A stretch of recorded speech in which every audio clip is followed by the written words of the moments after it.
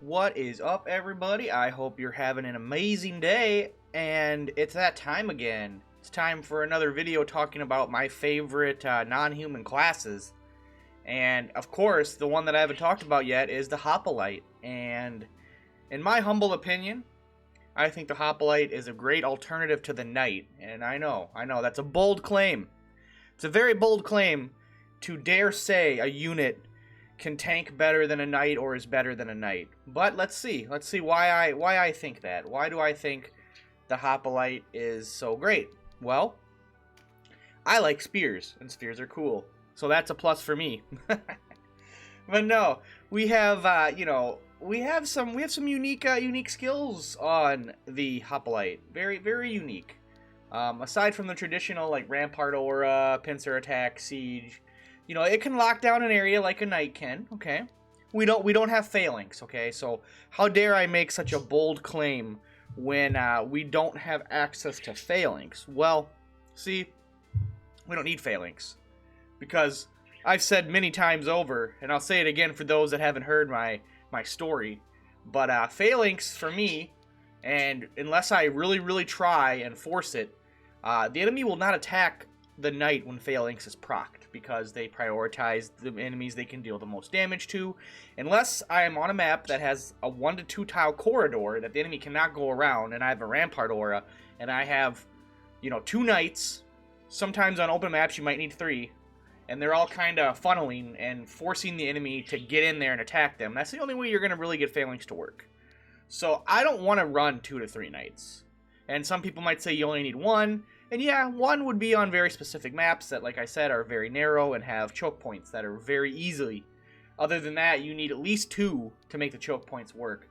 So then what's the deal with Hoplite? Why is it a better tank? Well, it does have stop enemy units within 1 tile. So that's kind of cool. If you're in a melee engagement and this auto skill activates, this can definitely stop a unit from doing anything and kind of nullify them, take them out of the field, which I find to be very useful.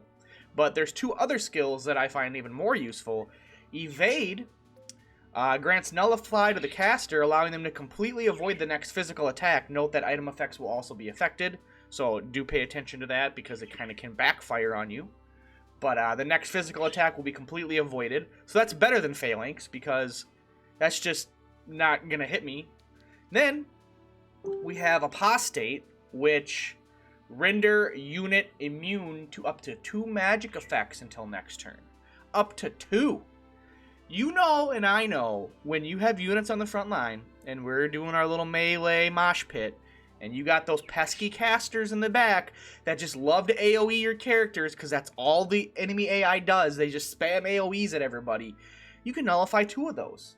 That's huge. So in fact, I can nullify both physical, well, evade physical, and nullify magic is awesome. But do keep in mind that immune to the magic effects will render any kind of healing, useless.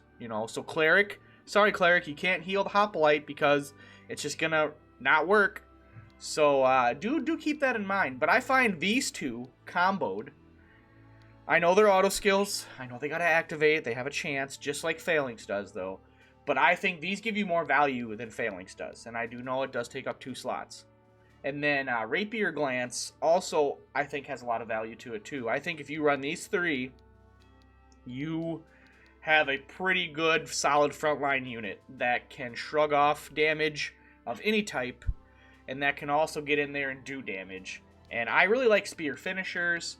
And I just like spears. I do prefer spears that have like an effect on them, but this is the highest, strongest spear I can get, so we're just going to use that for him. But, yeah, you don't get access to spells like a Knight does, but oh well. But I really do feel in my heart of hearts that the Hoplite is a great alternative to the Knight. And, I'll give the Knight this. Maybe if you run a Hoplite and a Knight combo pack, you might get more value out of the Knight. Maybe I'll meet halfway on some people that are diehard Knight fans, and I'll give them credit. Like running this with a Knight might be a pretty nasty combo. I haven't tried it. And do keep in mind, I do not hate the knight like I do the cleric. I have actually ran the knight quite a few times recently, only for the fact that I'm trying to get phalanx to work, for one. I'm trying to, like, see how people get phalanx to work.